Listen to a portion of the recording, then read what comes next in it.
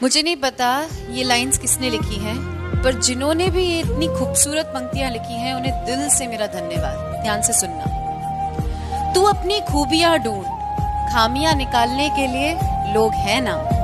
अगर रखना है कदम तो आगे रख, पीछे खींचने के लिए लोग हैं ना। सपना देखना है तो ऊंचा देख, नीचा दिखाने के लिए लोग हैं ना।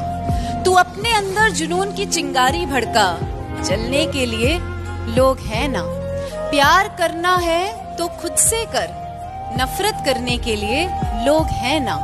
तू अपनी अलग पहचान बना, भीड़ में चलने के लिए लोग हैं ना। तू कुछ करके दिखा दुनिया को, तू कुछ करके दिखा दुनिया को।